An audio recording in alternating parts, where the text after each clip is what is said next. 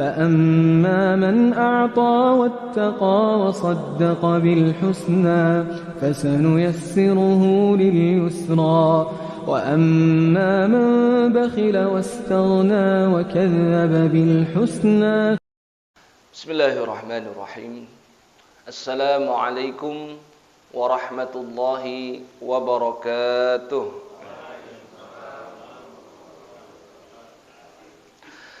إن الحمد لله نحمده ونستعينه ونستغفره ونعوذ بالله من شرور أنفسنا ومن سيئات أعمالنا من يهده الله فلا مضل له ومن يضلل فلا هادي له. اللهم صل على محمد وعلى آل محمد كما صليت على آل إبراهيم وبارك على محمد وعلى آل محمد كما باركت على آل إبراهيم في العالمين إنك حميد مجيد. اللهم سبحانك لا علم لنا إلا ما علمتنا إنك أنت العليم الحكيم وعلمنا ما ينفعنا وانفعنا بما علمتنا. اللهم إنا نسألك علما نافعا ورزقا طيبا وعملا متقبلا. ربنا زدنا علما وارزقنا فهما آمين آمين يا رب العالمين. Thumma amma ba'du, kita sudah membahas tentang Sayyidina Abu Bakrin radhiyallahu ta'ala anhu yang memiliki gelar As-Siddiq, yang mana beliau adalah sosok yang sangat utama di hadapan Allah dan Rasulnya, dan seluruh sahabat ridwanullahi ta'ala alaihim mengakui bahwasannya dialah sahabat yang paling utama, sahabat nomor satu di antara sekian ratus ribu sahabat. Ya, maka sudah dua pertemuan kita habiskan tentang beliau, dan ini insyaallah kita akan akhiri kisah Abu Bakar pada pagi hari ini, dan berikutnya kita akan lanjutkan tentang kisah sahabat yang dijamin surga nomor yang kedua, yakni adalah Sayyidina Umar ibn al-Khattab radhiyallahu ta'ala anhu. Karena sahabat yang satu ini begitu banyak keutamaannya, begitu banyak jasanya untuk agama Islam dan kaum muslimin, maka sepantasnya beliau mendapatkan waktu dan porsi yang lebih dibandingkan sahabat yang lain. Di pertemuan yang terakhir kita sudah membahas tentang beberapa keutamaan beliau dan keistimewaan beliau di atas sahabat-sahabat yang lain. Kita sudah sebutkan yang pertama, dialah sahabat yang paling bertakwa kepada Allah Subhanahu wa taala di antara sekian ratus ribu sahabat. Ya, semua ulama baik dari kalangan tabi'in, atba'ut tabi'in, dan para ulama dari kalangan sahabat, mereka semua sepakat bahwasanya Sayyidina Abu Bakrin adalah orang yang paling bertakwa kepada Allah setelah para nabi dan rasul. Ya, dengan berbagai macam sifat yang beliau miliki, baik kejujuran beliau yang tidak pernah beliau dusta sekalipun seperti Nabi sallallahu alaihi wasallam, dan juga beliau adalah seseorang yang sejak sebelum masuk ke dalam agama Islam itu memang tidak pernah menyembah patung, dan beliau tidak pernah menjamah yang namanya arak atau khamar. Beliau merasa secara muruah, secara marwah, ya, dirinya menolak hal-hal seperti itu. Menurut beliau, seseorang yang meminum khamar maka akalnya akan hilang dan akan menjatuhkan marwah dan martabat seseorang. Sebelum berbicara tentang agama Islam, beliau sudah memandang hal seperti itu. Ketawaduan beliau demikian juga, kezuhudan beliau, kewaraan, kehati-hatian beliau dalam bersikap. Jangankan yang haram, yang syubhat pun beliau tinggalkan. Yang syubhat itu yang masih abu-abu, yang masih kurang jelas, masih meragukan ini perkara yang halal atau perkara yang haram, karena masih meragukan, maka lebih baik beliau tinggalkan. Itu namanya sifat wara. Ya, kumpulan semua sifat ini, ya, menunjukkan bahwasannya beliau adalah sosok sahabat yang paling bertakwa. Yang kedua, beliau adalah sahabat yang paling besar pengorbanannya untuk agama Islam dan paling besar pengorbanannya demi kelancaran dakwah Nabi Muhammad sallallahu alaihi wasallam.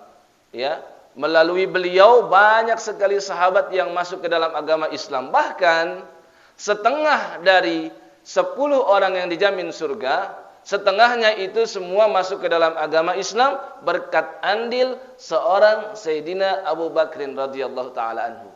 Ya, Sayyidina Utsman bin Affan masuk Islam berkat Abu Bakar. Yang mengarahkan adalah Abu Bakar. Ya, Sayyidina Talha bin Ubaidillah demikian juga.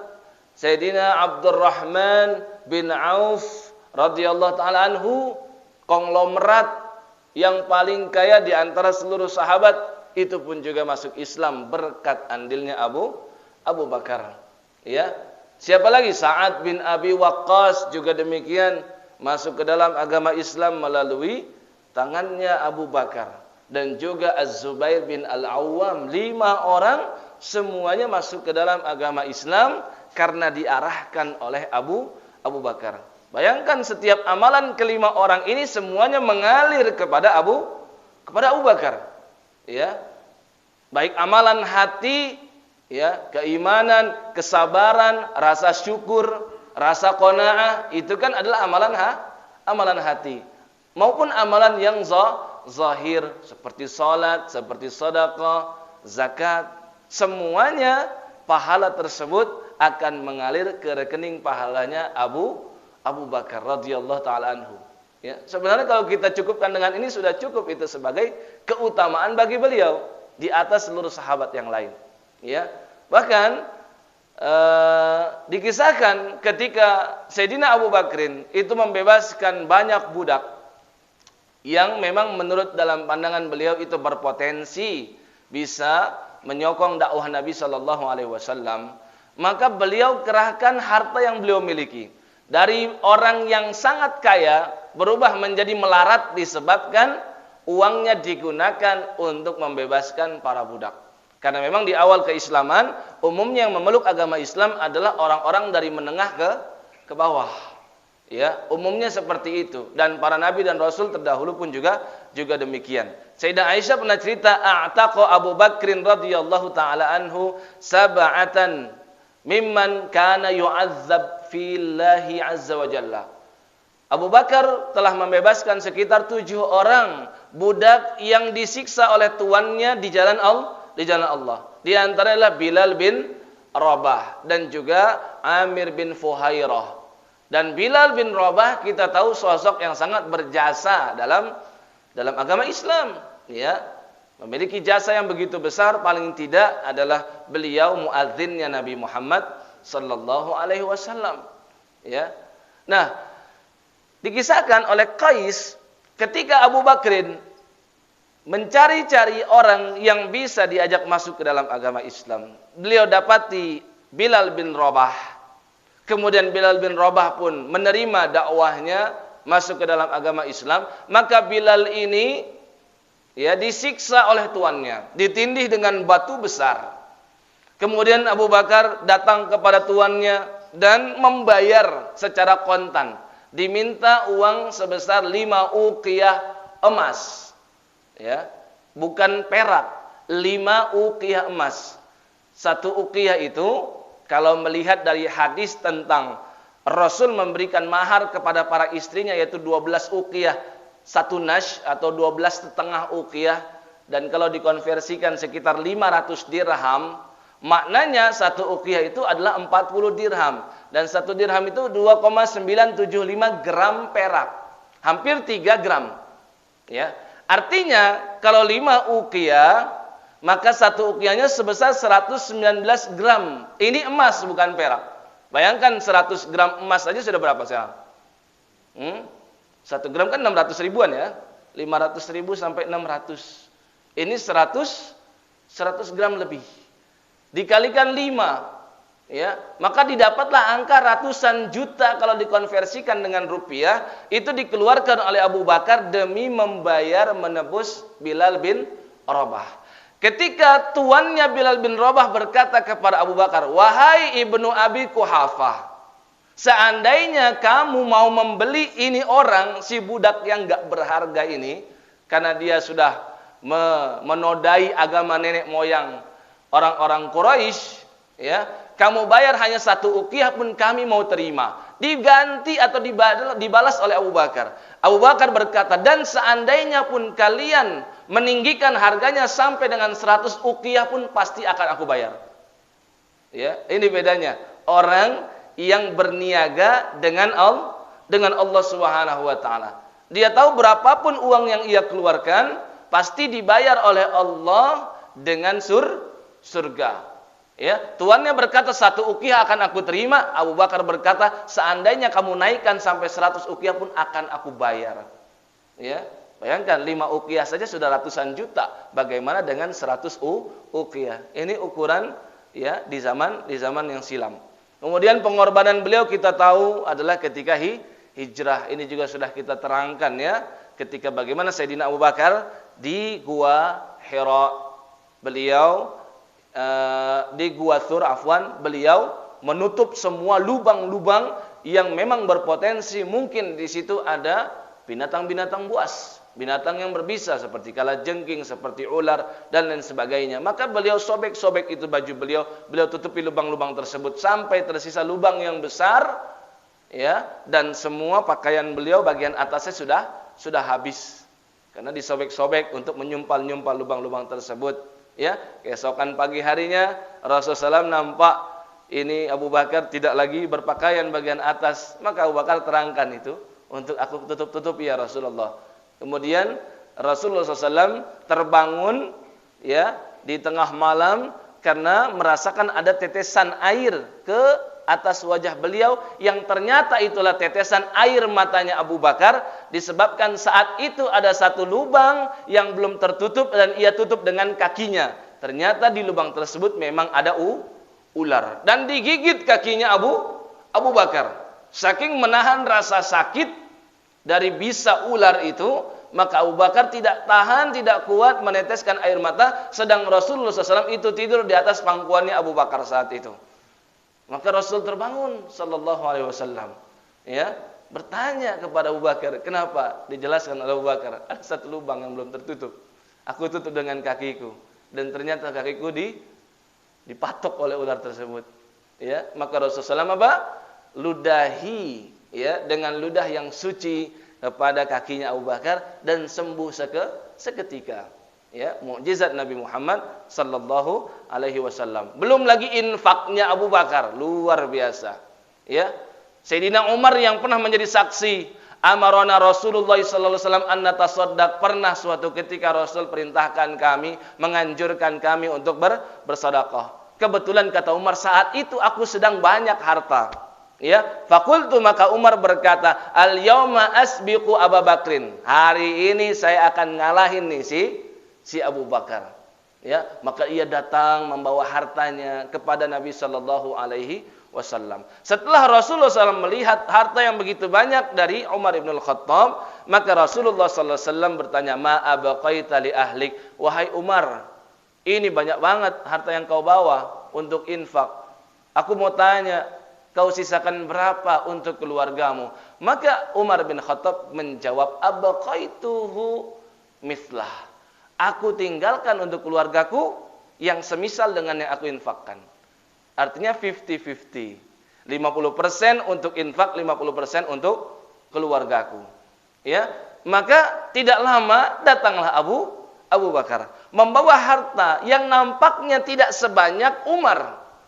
Namun Rasulullah sallallahu alaihi wasallam bertanya kepada Abu Bakar, "Ma abqaita li ahlika ya Abu Bakrin?" Wahai Abu Bakar, berapa banyak yang kau sisakan untuk keluargamu? Maka Abu Bakar menjawab, "Abqaitu lahum Allah wa rasulah." Enggak ada sedikit pun yang tersisa ya Rasul, semua yang aku punya aku bawa dan aku hanya menyisakan keluargaku Allah dan Rasulnya. Maka Umar berkata, wallahi demi Allah, la asbiquhu ila syai'in abada. Betul-betul aku tidak bisa mengalahkan Abu Bakar sedikit pun. Ya. Ini keutamaan yang kedua, yang paling besar pengorbanannya. Yang ketiga, paling disayang oleh Rasulullah sallallahu alaihi wasallam. Ya, sahabat ini adalah orang yang paling disayang oleh Rasulullah SAW. Ya, kita bisa lihat beberapa hadis-hadis dari Nabi SAW. Ya, Rasul menyatakan dirinya akan mengangkat seorang kekasih di antara sahabatnya. Dan seandainya Allah izinkan, maka dia akan memilih Abu Bakar. Namun ternyata Allah tidak mengizinkan seperti itu. Ya, diriwayatkan oleh Abu Sa'id Al-Khudri, sahabat Nabi yang bernama asli Malik bin Sinan radhiyallahu taala anhu. Dia ceritakan suatu ketika Rasul naik ke atas mimbar berkhutbah. Kemudian beliau bersabda, "Innallaha khayyara 'abdan baina dunya wa baina ma 'indah." Sesungguhnya Allah ya memberi pilihan kepada seorang hambanya antara dunia atau antara yang Allah miliki. Jadi Nabi cerita ada seorang hamba Allah, ya. Allah berikan pilihan kepadanya antara dunia atau memilih apa yang Allah miliki. Fakhtara ma indallah, maka dia lebih memilih mana? Yang dimiliki Allah, ya. Setelah Nabi sampaikan begitu, tiba-tiba Abu Bakar menangis. Sahabat enggak ada yang mengerti dengan perkataan Nabi. Ya. Sosok orangnya juga siapa yang dimaksud Nabi itu sahabat masih menerka-nerka, tapi Abu Bakar tiba-tiba menangis. Abu Sa'id yang meriwayatkan ini berkata dalam hatinya, ini kenapa nih si kakek nih nangis-nangis dia? Ya, padahal Rasul cerita tentang seorang hambanya diberi pilihan, kok ini orang nangis? Ya, tiba-tiba Rasulullah sallallahu alaihi wasallam ya menangis juga. Ya, maka akhirnya Abu Bakar tiba-tiba mengatakan, ya, fidaka ummi wa abi, ya Rasul, ya, demi ayah dan ibuku sebagai tebusan untukmu. Ya, maka di situ para sahabat menjadi mengerti yang dimaksud hamba Allah yang diberi pilihan dua tadi adalah Rasulullah. Rasulullah diberikan pilihan antara menetap di dunia begitu lama atau beliau memilih wafat dan mendapatkan apa yang Allah janjikan. Artinya Abu Bakar mengetahui ajal Rasul semakin dekat, maka ia pun menangis. Maka Rasulullah SAW bersabda, "Ya Abu Bakrin la tabki." Wahai Abu Bakar, janganlah engkau menangis. Ya, inna amannan nasi alayya fi suhbatihi wa malihi Abu Bakar. Sesungguhnya orang yang paling mampu aku percaya sebagai rekan dan sahabat, dan yang paling aku percaya bisa mengeluarkan hartanya siapa? Abu Bakar, bukan yang lain. Walau kuntu muttakhidan khalilan min ummati latakhatu Abu Bakrin. Seandainya aku diizinkan oleh Allah untuk memilih di antara sahabat-sahabatku yang menjadi kekasihku, pasti aku akan pilih Abu Bakar, bukan Umar, bukan Utsman, bukan Ali dan seterusnya. Ya, dengan jelas Rasul bersabda seperti itu. Walakin ukhuwatul Islam wa mawaddatuh. Akan tetapi kata Allah, sudah cukup Abu Bakar itu sebagai saudara seislam, dan sudah cukup aku memiliki rasa kasih dengan dia disebabkan sesama muslim. Ya, ini kata Nabi, dia adalah kekasihnya. Ya, Abu Bakar adalah orang yang paling dibela oleh Rasulullah SAW. Ada perseteruan apapun, sahabat lain dengan Abu Bakar, Rasul pasti memilih siapa? Abu Bakar. Ya, sahabat Nabi yang bernama Abu Darda pernah cerita, ketika kami sedang duduk-duduk bersama Nabi SAW, tiba-tiba datang Abu Bakar dalam kondisi tergesa-gesa. Ya, dia angkat gamisnya, ujung gamisnya dia angkat sampai ke lututnya. Maka Rasulullah SAW dengan sahabat-sahabat yang sedang duduk berkata, ya, amma sahibukum faqad ghamar. Ya, ketahuilah ini sahabat kalian yang satu ini sedang berselisih nih, kata Nabi. Ya, jadi Abu Bakar baru datang. Rasul ngasih tahu ke sahabat yang duduk bersamanya, nongkrong bersamanya, ini nih si Abu Bakar nih pasti lagi ada masalah nih, lagi berselisih nih sama sahabatnya. Ya, maka apa kira Abu Bakar cerita ke Nabi sallallahu alaihi wasallam, ya Rasul, sesungguhnya aku lagi agak clash sedikit sama Ibnul Khattab, sama Umar. Ya. Kemudian ya, aku sadari tidak boleh aku biarkan clash ini berlangsung lama. Karena kan Nabi pernah terangkan kan 3 hari kan batasnya. Seorang muslim tidak boleh ya bermusuhan dengan muslim yang lain. Ya, maka Abu Bakar dengan kelapangan hatinya merasa dirinya harus lebih utama untuk meminta maaf kepada Umar. Maka dia minta maaf kepada Umar, tapi ternyata Umar ya tidak mau menerima maafnya Abu Bakar. Ya, Abu Bakar pun menyesal. Akhirnya dia menghadap Nabi, minta tolong supaya Nabi yang meminta maaf kepada Umar. Karena kalau Nabi yang melakukan pasti dimaafkan. Bayangkan ini Pak, Abu Bakar Pak masih mau memohon-mohon, mengemis-ngemis maaf dari orang lain yang lebih rendah kemuliaannya daripada dia. Ya, maka tidak lama Umar yang datang. Ya, Umar datang menghadap Nabi SAW. Tiba-tiba wajahnya Rasul berubah, agak sedikit marah kepada Abu Bakar. Ya, Umar padahal pun juga datang ke rumah Abu Bakar, menyesal kenapa dia tidak menerima maafnya Abu Bakar. Rencana dia mau minta maaf balik kepada Abu Bakar, tapi keluarganya mengatakan tidak ada Abu Bakar di rumah. Maka Umar mengetahui pasti Abu Bakar menghadap Rasulullah. Maka dia cari Rasulullah SAW. Dan saat itu Rasul sudah menyatakan kepada Abu Bakar, yaghfirullahu laka ya Abu Bakrin. Allah pasti memaafkan dan mengampuni kamu wahai Abu Bakar. Bukan kamu yang salah. 3 kali Rasul berkata begitu kepada Abu Bakar. Datang Umar, Rasul wajahnya berubah. Rasul wajahnya agak marah. Ya, maka Umar menjelaskan, ya Rasul, aku mau minta maaf. Ya, Abu Bakar yang menyaksikan wajah Rasul berubah, sedikit marah kepada Umar, maka Abu Bakar segera berkata, ya Rasulullah, wallahi ana kuntu azlam. Demi Allah sebenarnya aku yang zalim kepada Umar. Coba bayangkan, Pak. Abu Bakar ngemis-ngemis maaf. Ya, dan ingin membela Umar ketika Rasul terlihat marah kepada Umar. Maka akhirnya apa? Rasulullah SAW bersabda. Dan mulai semenjak ada sabda ini, sahabat gak ada yang berani berseteru dengan Abu Bakar. Ya, Rasulullah SAW bersabda, Inna Allah ba'athani ilaikum. Sesungguhnya dulu Allah ketika mengutusku kepada kalian, fakultum kadhib. Kalian membalasku dan berkata Muhammad telah berdusta. Muhammad bohong, dia bukan nabi. Faqala Abu Bakrin shadaqa. Tapi hanya Abu Bakar seorang yang berkata Muhammad telah jujur. Ya, wa wasani bi nafsihi wa malih.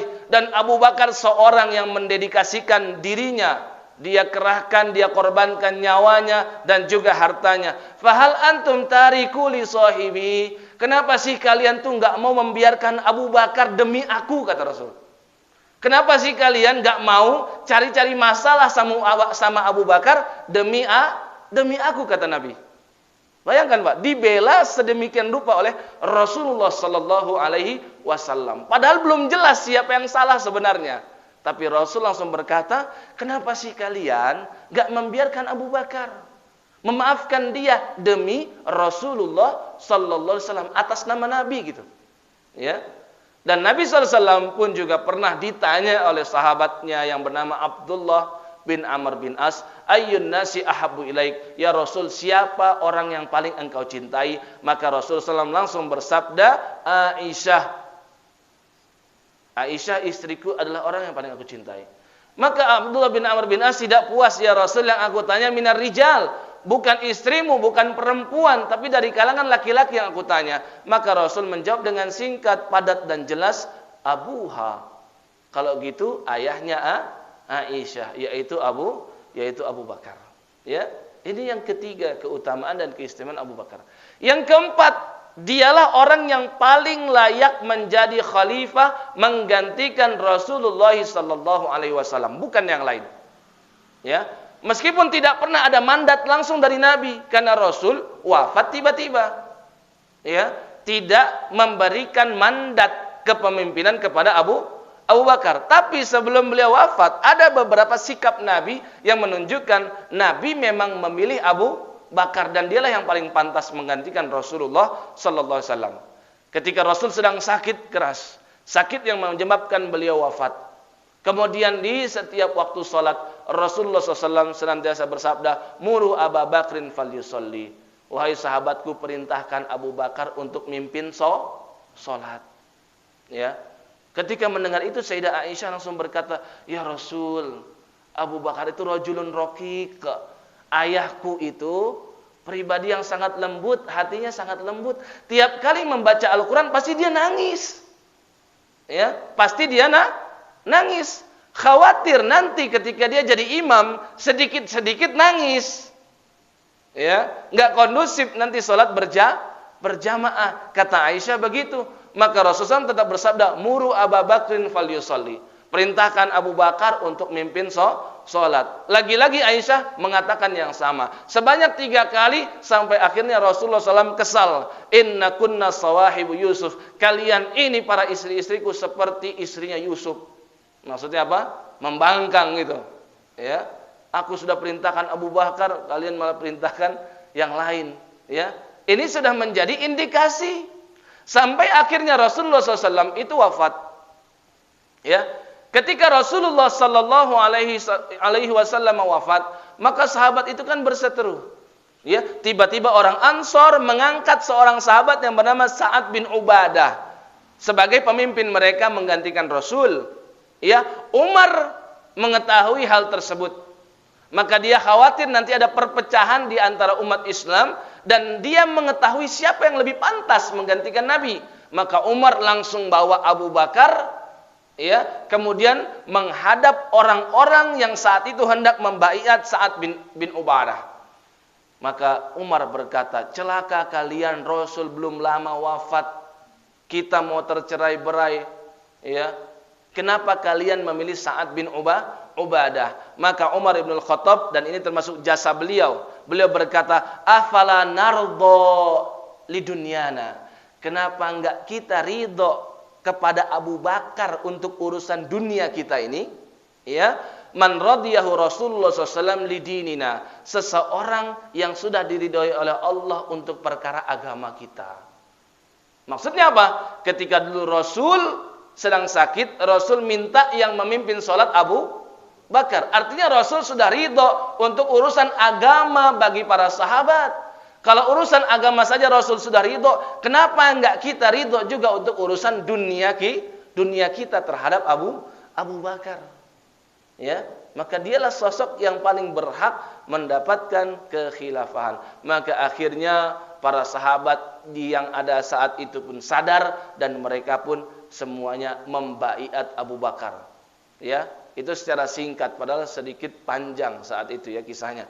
Yang terakhir, Abu Bakar adalah yang paling tinggi derajat surganya. Paling tinggi derajat surganya. Rasulullah SAW pernah sabda, "Inna ahlad darajatil ula yarahum man asfala minhum."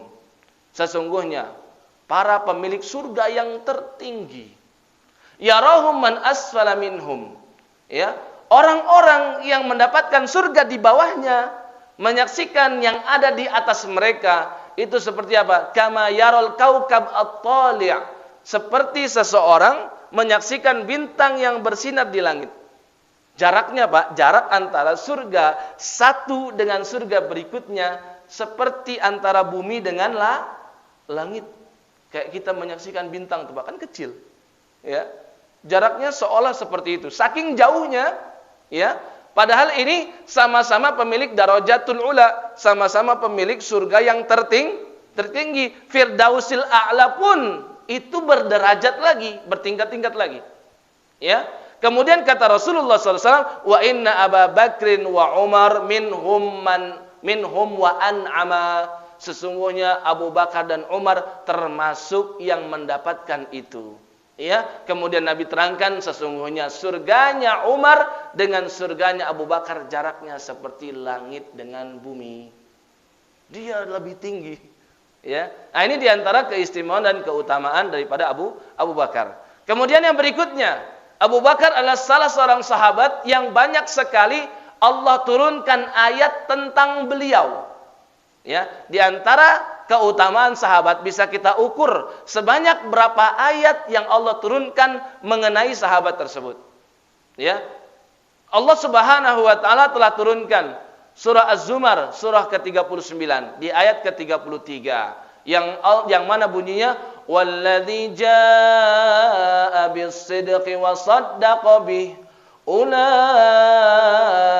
humul muttaqun. Yang maknanya walladzi jaa'a bis-sidq, dan orang yang datang membawa kebenaran. Siapa yang dimaksud? Rasulullah SAW. Dialah datang membawa kebenaran, membawa Al-Quran dan membawa wahyu dari Allah. Wa saddaqa bihi, dan orang yang membenarkannya. Siapa yang dimaksud? Semua sahabat sepakat yang dimaksud wa saddaqa bihi adalah Abu Bakar. Karena dialah yang membenarkan apa yang dibawa Rasulullah SAW. Ulaika humul muttaqun. Mereka keduanya adalah orang-orang bertakwa. Di sini Allah membawa nama Nabi SAW dengan Abu Bakar, disandingkan. Ya. Yang kedua, Allah Jalla Jalaluhu juga turunkan surah Al-Lail, surah ke-92. Ya. Di ayat yang kelima sampai dengan ayat yang ketujuh, ini ternyata tentang Abu Bakar. فَأَمَّا مَنْ أَعْطَى وَاتَّقَى وَصَدَّقَ بِالْحُسْنَى فَسَنُيَسِّرُهُ لِلْيُسْرَى. فَأَمَّا مَنْ أَعْطَى وَاتَّقَى. Adapun orang yang a'ta, berinfak, memberi kepada orang lain, wattaqa, dan dia bertakwa. Ya, فَأَمَّا مَنْ أَعْطَى وَاتَّقَى وَصَدَّقَ بِالْحُسْنَى, dan dia membenarkan tentang pahala yang terbaik, yaitu surga. Ya, Abu Bakar pribadi yang sangat murah hati dan sangat ringan tangan untuk membantu orang lain, dan dia bertakwa, dan dia juga meyakini adanya surga. Fasanuyassiruhu lil yusra, maka Allah akan mudahkan baginya jalan menuju kemudahan kebahagiaan, ya, yaitu surga. Ini tentang Abu Bakar ketika ia banyak berinfak di awal dakwahnya Nabi sallallahu alaihi wasallam. Dan di surat yang sama, karena Al-Lail ini turunnya berkali-kali, ya, terpotong-potong beberapa ayat. Di ayat ke-17 sampai dengan 20 ini juga ayat yang diturunkan tentang Abu Bakar. Allah berfirman, "Wa sayujannabuhal atqa alladzi yu'ti malahu yatazakka wa ma li ahadin 'indahu min ni'matin tujza illa ibtigha'a wajhi rabbihil a'la wa la sawfa yarda." Ya, Allah berfirman, "Wa sayujannabuhal atqa." Orang yang paling bertakwa pasti Allah jauhkan dari neraka. Yang dimaksud atqa, paling bertakwa, siapa? Abu Bakar. Alladzi yu'ti malahu yatazakka, yang mana dia menginfakkan hartanya demi mensucikan dirinya. Wa ma li ahadin 'indahu min ni'matin tujza illa ibtigha'a wajhi rabbihil a'la. Semua yang dilakukan oleh Abu Bakar demi mendapatkan ibtigha'a wajhi rabbil a'la, mendapatkan keridhaan Allah yang Maha Agung dan Maha Tinggi. Wala saufa yarda, dan niscaya kelak dia akan mendapatkan kesenangan, yaitu surga. Ya. Belum lagi Allah turunkan surat At-Taubah, surat ke-9 ayat 40. Illa tansuruhu faqad nasarahullah. Kisah tentang hijrah. Jika kalian tidak mau menolong Allah atau menolong Nabi sallallahu alaihi wasallam, faqad nasarahullah, ketahuilah Allah pasti menolong Nabi sallallahu alaihi wasallam. Idz akhrajahu alladziina kafaru saniyatnain idz huma fil ghar. Ketika orang-orang kafirin mengusir Nabi SAW dari tempat tinggalnya, dari kota Mekah. Nabi menuju Madinah. Sebelumnya Nabi menuju gua Thur.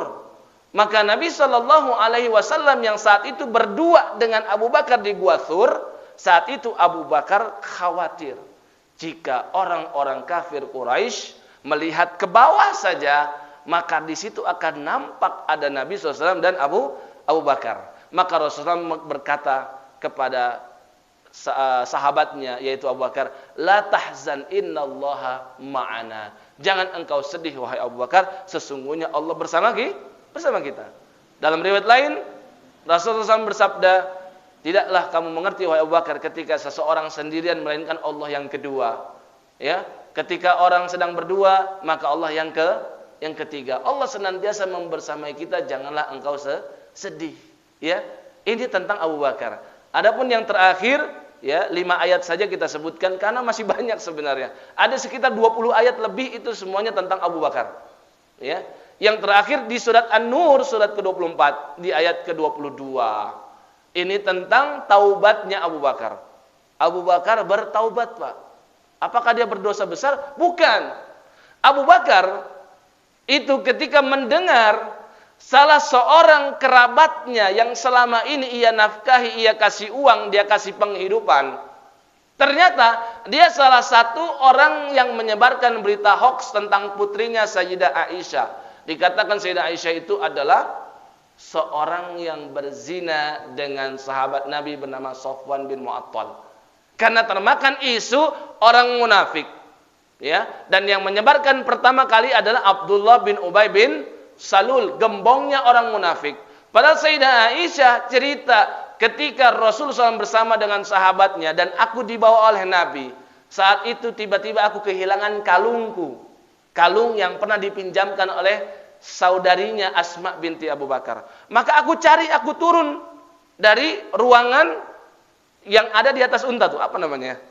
Kan biasanya di atas unta itu kan ada ruangannya kan? Nah, itu kan di situ beliau menetap. Ya, maka dia turun mencari-cari, tiba-tiba ternyata Rasul sama sahabat sudah pergi, sudah ngilang. Ya, yang menarik untanya Aisyah enggak ngerti dia kalau Aisyah sedang keluar. Ya, dan saat itu memang Aisyah masih kurus. Mungkin enggak terasa juga gitu. Ya. Akhirnya ketika Aisyah sampai di tempatnya, dia kebingungan, aduh sudah enggak ada orang. Maka akhirnya dia ya kecapean karena sudah mencari-cari kalung dan dia tertidur di situ. Ternyata ada sahabat Nabi yang bernama Safwan bin Mu'attal yang tugasnya menyisir. Ya, ketika sudah berlalu, dia balik lagi ke tempat, cari-cari barangkali ada yang ketinggalan. Maka ternyata dia menyaksikan Sayyidah Aisyah dan hanya satu ucapan saja yang keluar dari mulut dia, inna lillahi wa inna ilaihi raji'un. Kemudian dengan isyaratnya dia perintahkan Sayyidah Aisyah untuk naik ke unta. Dia enggak ngomong lagi setelah itu. Dia tarik untanya Sayyidah Aisyah. Sampai di gerbang pintu Madinah, Abdullah bin Ubay bin Salul sudah menyiapkan amunisi untuk merusak Islam dari dalam. Ini kebiasaan orang munafik. Langsung dia ceritakan, itu Aisyah ngapain aja sama Safwan bin Mu'attal dalam perjalanan dan seterusnya. Maka mulai saat itu berita hoax menyebar. Dikatakan Aisyah itu pelacur dan seterusnya. Maka Rasulullah SAW saat itu sangat sedih hatinya. Maka Rasul menunggu ayat yang membebaskan Sayyidah Aisyah. Dan ayat itu terdapat di surat An-Nur ayat 11 sampai dengan 20. Innal ladzina ja'u bil ifki usbat minkum, sesungguhnya yang menyebarkan berita hoax itu termasuk di antara barisan kaum muslimin. Ya, la tahsabuhu syarran lakum bal huwa khairun lakum. Jangan kalian pikir ujian tersebut ya menjadi keburukan bagi kalian, tapi sesungguhnya itu menjadi kebaikan bagi kalian. Kebaikan yang pertama apa? Mereka menjadi mengerti Abdullah bin Ubay bin Salul betul-betul orang munafik karena dia menyebarkan. Jadi jelas. Ya, yang kedua untuk meningkatkan pahala kesabaran Sayyidah Aisyah dan Rasulullah sallallahu alaihi wasallam. Ya, maka saat itu Abu Bakar mendengar seorang sahabat lain yang bernama Mistah bin Utsatsah yang termasuk kerabat Abu Bakar yang selama ini ia nafkahi, ia berikan uang. Mistah itu termasuk yang menyebarkan berita hoax tersebut. Maka dia sebagai ayah pun marah. Maka dia bersumpah tidak akan lagi memberikan uang kepada Mistah bin Utsatsah. Padahal Mistah itu termasuk veteran perang Badar. Ya, dan Nabi sudah terangkan tentang veteran perang Badar, lakukanlah sesuka kalian, faqad ghafartu lakum, karena semuanya aku telah mengampuni kalian semua. Mendapatkan jaminan ampunan dari Allah, orang-orang yang pernah ikut dalam perang Badar dan Mistah termasuk, maka Allah turunkan surat An-Nur ayat 22. Ya, Allah berfirman, "Wala ya'tani ulul fadli minkum was-sa'ati an yu'tu ulil qurba wal masakin wal muhajirin fi sabilillah wala ya'tani ulul fadli minkum was-sa'ah." Hendaklah jangan sampai orang kaya, orang yang memiliki kelebihan dari Allah, dia bersumpah tidak akan mau lagi memberikan kepada ulil qurba, kepada kerabatnya, kepada masakin, orang-orang miskin, dan kepada muhajirin fi sabilillah, orang-orang yang telah berhijrah di jalan Allah. Allah menyindir Abu Bakar, maksudnya jangan kau hentikan nafkah yang selama ini kau berikan kepada Mistah, wahai Abu Bakar. Maka Allah tutup firman-Nya, wal yafu wal yasfahu ala tuhibbuna an yaghfirallahu lakum. Berikanlah maaf, maafkanlah dia. Allah perintahkan Abu Bakar untuk memaafkan Mistah. Ala tuhibbuna ayaghfirallahu lakum. Tidakkah kamu senang Allah mengampuni dosa-dosamu? Maka Abu Bakar setelah ayat itu turun langsung berkata, demi Allah aku senantiasa mengharapkan ampunan dari Allah. Maka dia memberikan nafkah lagi kepada Mistah bin Utsasah. Ya. Kemudian berikutnya, jasa-jasa Abu Bakar untuk agama Islam banyak. Di antaranya yang pertama, ketika ia sudah menjadi khalifah, Abu Bakar adalah sahabat yang tetap teguh memegang perintah Rasulullah SAW. Rasul sebelum wafat, beliau memerintahkan Usamah bin Zaid. Usamah itu putranya Zaid bin Harithah. Zaid bin Harithah dulunya budak Khadijah, diberikan kepada Nabi SAW. Kemudian Nabi merdekakan dia, dan akhirnya Nabi angkat dia menjadi anak angkat. Bahkan Nabi dulu pernah berkata Zaid bin Muhammad, namun Allah tegur, engkau bukan ayah kandungnya, maka jangan engkau katakan Zaid bin Muhammad. Zaid ini punya putra namanya Usamah. Usamah ini ibarat seperti cucu Nabi lah, ya, cucu angkat, sangat disayang oleh Nabi. Ya, suatu ketika Rasul perintahkan Usamah yang masih berumur 18 tahun, Pak. 18 tahun untuk memimpin pasukan yang sebanyak 700 orang untuk mengepung orang-orang Romawi. Bayangkan, Pak, negara kecil, ya, Madinah, baru berapa tahun, tentaranya baru berapa, mau ngelawan Romawi, negara besar, ya, sudah memiliki peradaban berabad-abad dan memiliki tentara yang jumlahnya jutaan. Tapi Rasulullah SAW tidak gentar. Maka Rasul kirimkan Usamah. Usamah memiliki base camp di luar Madinah, suatu tempat namanya Jurf. Maka ketika mereka sudah mengambil base camp di sana, tidak lama mereka mendengar wafatnya Nabi. Maka Usamah mengurungkan dirinya untuk berangkat ke Romawi, untuk menyerang. Romawi saat itu menguasai negeri Syam, ya, Palestina, Lebanon, Suriah, kemudian apalagi, ya, bagian selatan Turki, ya, dan Yordania, itu semuanya dulu namanya Syam, ya. Maka dia balik lagi ke Madinah menghadap Abu Bakar. Maka dia membaiat Abu Bakar sebagai khalifah. Kemudian Abu Bakar perintahkan lagi untuk Usamah berangkat lagi ke Syam. Maka akhirnya ada sahabat yang menolak. Siapa dia? Umar ibn al-Khattab. Dia menolak memandang apa? Saat ini kaum muslimin sedang diserang secara internal, yaitu banyak orang-orang murtad dan banyak orang-orang yang tidak mau bayar zakat. Umar memandang bagusnya pasukan Usamah ditahan dulu, kita fokus untuk ngelawan orang-orang murtad dulu. Tapi Abu Bakar yang dulunya orangnya itu ramah, dulunya orangnya itu sangat kasih, sangat lembut, tiba-tiba berubah menjadi tegas. Saat itu Abu Bakar berkata, "Lau khatafatnil kilabu wadh-dhi'ab lam arudda qada'an qada bihi Rasulullah SAW." Seandainya anjing-anjing dan serigala pun menggigitku, aku nggak akan menarik lagi pasukannya Usamah, karena dulu Rasul yang perintahkan Usamah untuk berangkat.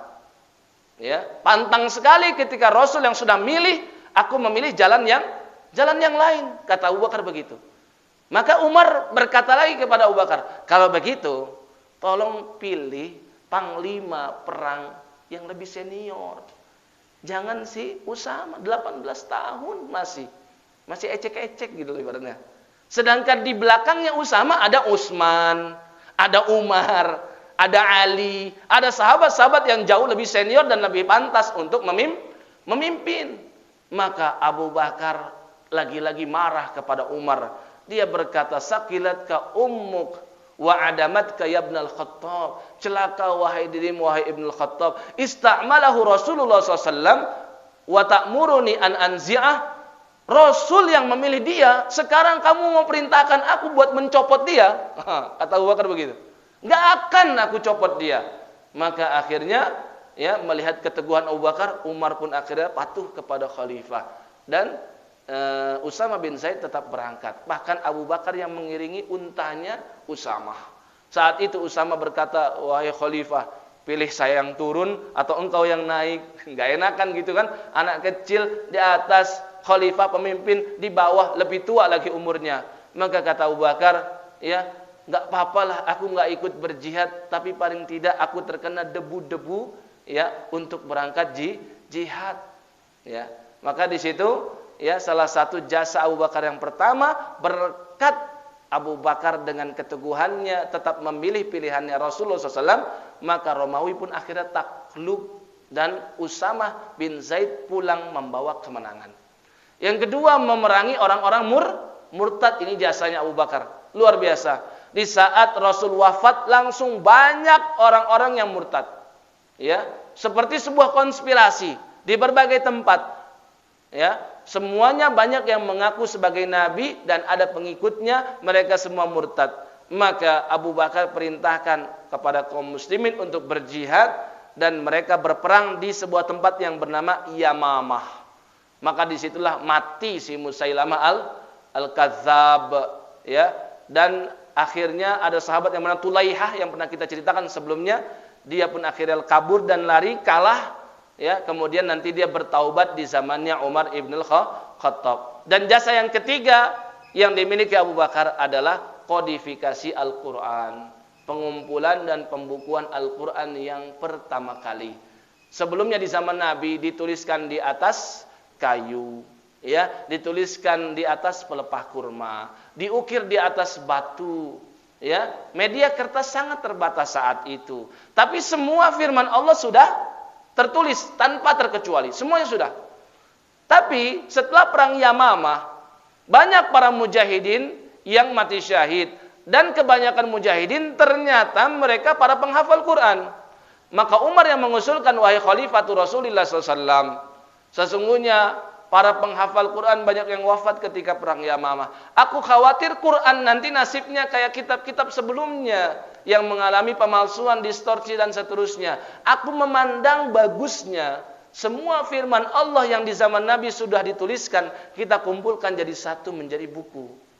Ya, maka Abu Bakar awalnya tidak mau. Bagaimana mungkin aku melakukan sesuatu yang tidak dilakukan oleh Rasulullah. Kata Umar, demi Allah ini baik, diulang-ulang terus sampai akhirnya Allah membuka hati Abu Bakar dan Abu Bakar menerima usulan Umar dan akhirnya dipilihlah pemimpin komitenya yang bernama Zaid bin Thabit. Zaid bin Thabit memimpin komite pencatatan Al-Quran yang pertama kali. Dia cerita, demi Allah seandainya kalian berdua, yaitu Abu Bakar dan Umar, memerintahkan aku untuk memindahkan gunung, hal itu bagiku lebih ringan daripada mencatat firman Allah. Maka Zaid cari-cari di semua rumah sahabat yang menuliskan firman Allah. Dia sudah hafal semua firman Allah. Namun untuk memastikan ya keautentikan Al-Quran dan untuk sebagai bentuk jaga-jaga, dikumpulkan penjagaan yang di dalam hati, yaitu hafalan, dengan penjagaan yang ada pada tulisan. Maka Zaid bin Sabit cerita, semua ayat aku dapatkan kecuali 2 ayat, yaitu surat At-Taubah ayat 128 dan 129. Laqad ja'akum rasulun min anfusikum azizun 'alaihi ma 'anittum harisun 'alaikum bil mu'minina raufur rahim. Dan ayat selanjutnya. 2 ayat ini kata Zaid tidak aku temukan kecuali di rumah seorang sahabat saja yang bernama Abu Khuzaimah Al-Ansari. Padahal beliau sudah hafal ayat itu, tapi sebagai bentuk ya kehati-hatian beliau cari tulisannya. Maka inilah pembukuan yang pertama. Setelah selesai maka disimpan di istana Abu Bakar. Kemudian Abu Bakar wafat, diwariskan kepada Umar. Umar wafat, diwariskan kepada Ummul Mukminin Sayyidah Hafsah. Dan nanti akan ditulis ulang lagi di zaman Utsman radhiyallahu taala anhu. Ya, terakhir yaitu wafatnya beliau. Ya, kita akan akhir dan tutup ya. Wafatnya beliau karena beliau menjabat sebagai khalifah 2 tahun 3 bulan. Tepat ketika Nabi wafat di tanggal 12 Rabiul Awal tahun 11 Hijriah. Maka Abu Bakar menjadi khalifah. Dan Rasulullah SAW pernah bersabda, ya, khilafatun nubuwah salasuna sanah. Ya, kekhilafahan yang sesuai dengan manhajnya para nabi dan rasul itu berlangsung selama 30 tahun. Dan ini adalah ramalan dari nabi dan betul terjadi. Khalifah yang pertama 2 tahun 3 bulan Abu Bakar. Khalifah yang kedua 10 tahun 6 bulan yaitu Umar. Khalifah yang ketiga Utsman 12 tahun genap. Dan Khalifah Ali bin Abi Thalib yang keempat berlangsung 4 tahun 9 bulan. Kurang setengah tahun lagi atau 6 bulan, maka Khalifah yang kelima siapa? Ada yang tahu? Al-Hasan bin Ali bin Abi Thalib. Jadi Khulafaur Rasyidin itu bukan 4, Pak. Ada 5. Yang terakhir Al-Hasan. Nanti Al-Hasan akan serahkan kepemimpinan kepada Muawiyah ketika kaum muslimin tercerai-berai. 6 bulan ya untuk menggenapkan ramalan Nabi 30 tahun. Karena kalau sampai Ali saja maka baru berapa? Baru 29 tahun 6 bulan. Ya, ditambah setengah tahun lagi atau 6 bulan, maka genap menjadi 30 tahun. Dan Abu Bakar itu 2 tahun 3 bulan. Maka Abu Bakar wafat di tanggal 22. Ya, tambah 3 bulan dari Rabiul Awal. Berarti bulan apa? Jumadal Akhirah. Ya, 22 Jumadal Akhirah tahun 13 Hijriah. 2 tahun 3 bulan. Ya, di umur yang sama seperti Nabi, 63 tahun. Beliau wafat meninggalkan 6 orang putra-putri dan 2 orang istri. Yang awalnya istrinya ada 4. Istri pertama namanya Qutailah. Qutailah binti Abdul Uzza. Dari Qutailah ini maka lahirlah siapa? Asma binti Abu Bakar dan juga Abdullah. Ini 2 sepasang nih. 2 putra-putri Abu Bakar yang pertama. Kemudian Qutailah diceritakan dicerai oleh Abu Bakar karena dia tidak kunjung beriman. Dan menikah dengan Qutailah sejak Abu Bakar sebelum masuk Islam. Ya, maka akhirnya dia bercerai. Kemudian Abu Bakar menikah lagi dengan Ummu Ruman binti Amir. Ini ibunya Aisyah. Jadi Aisyah dengan Asma itu saudari seayah beda ibu. Ya, maka dari Ummu Ruman lahir siapa? Abdurrahman dan Aisyah radhiyallahu taala anha. Ya, jadi sudah 4 nih anaknya Abu Bakar. Kemudian Abu Bakar ketika menjadi khalifah, beliau menikah lagi dengan Asma binti Umais. Asma binti Umais mantan istrinya Ja'far bin Abi Thalib radhiyallahu taala anhuma. Ja'far wafat. Maka Abu Bakar kasihan melihat Asma dan Abu Bakar melihat keutamaan Asma, dia adalah wanita yang awal-awal masuk ke dalam agama Islam sebelum Rasul memiliki base camp Al-Arqam bin Abil Arqam. Maka Abu Bakar ingin mendapatkan kemuliaan tersebut. Dia menikah dengan Asma binti Umais. Dari Asma binti Umais lahir lagi anak namanya Muhammad bin Abu Bakar. 5. Ya, yang terakhir Sayyidina Abu Bakar menikah lagi dengan seorang wanita yang bernama Habibah binti Kharijah. Dan Abu Bakar wafat, ternyata Habibah hamil.